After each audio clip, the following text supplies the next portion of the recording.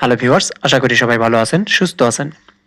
আজকের ভিডিওতে আমি দেখাবো এইচপি প্যাভিলিয়ন 14BF080TX ল্যাপটপের ব্যাটারি কিভাবে রিমুভ করতে হয় এবং কিভাবে ইনস্টল করতে হয় সেটা। তো সাথেই থাকবেন। ল্যাপটপটি প্রথমে এভাবে উল্টা পাশ করে শুয়ে নিব। তারপর আমরা স্ক্রুগুলো রিমুভ করব। এর নিচে যে হিডেন স্ক্রু আছে সেগুলো রিমুভ করে নিব।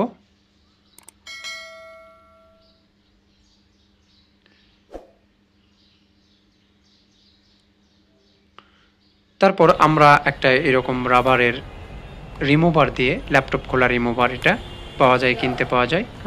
তো এটা দিয়ে 3 পাশ আমরা লক যে করা আছে সেগুলো রিমুভ করব। মূলত ব্যাটারি যখন ব্যাকআপ দেয় না এবং সিমসটা কাজ করে না ঠিকঠাক, তখন আমাদের ব্যাটারি পরিবর্তন করার দরকার হয়।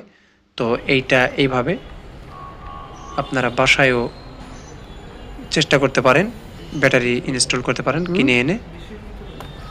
তো যদি বাসায় করতে চান বা অফিসে করতে চান সেই ক্ষেত্রে এই প্রসেসটি ফলো করবেন। 3 পাশটি এভাবে রিমুভার দিয়ে রিমুভ করব এবং কটকট করে শব্দ হবে যখন খুলে যাবে। অতি সহজেই উপর থেকে খুলে যাবে, কোনো টানাটানি করার প্রয়োজন নাই। এটা দেখতে পাচ্ছেন, এটা হচ্ছে ব্যাটারি। তো এই ব্যাটারিটি নষ্ট হয়ে গেছে, যার ফলে আমি এটা পরিবর্তন করব। যে স্ক্রুগুলো দিয়ে লাগানো আছে সেগুলো প্রথমে রিমুভ করে নিব।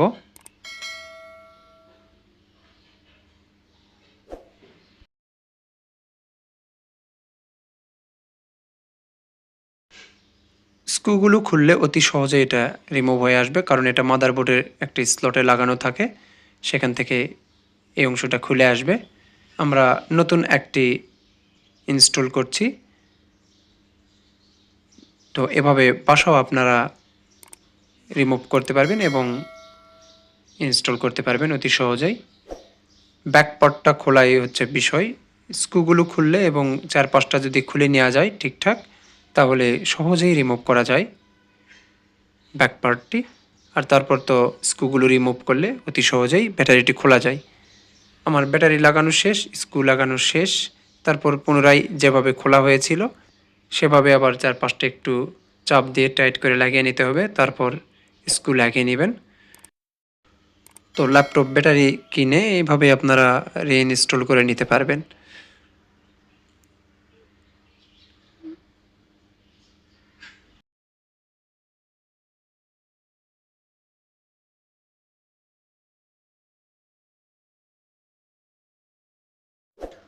ভালো থাকবেন, সুস্থ থাকবেন। আর যদি ভিডিওটি ভালো লাগে তাহলে অবশ্যই লাইক, কমেন্ট, শেয়ার করবেন এবং সাবস্ক্রাইব করে সাথেই থাকবেন। আসসালামু আলাইকুম।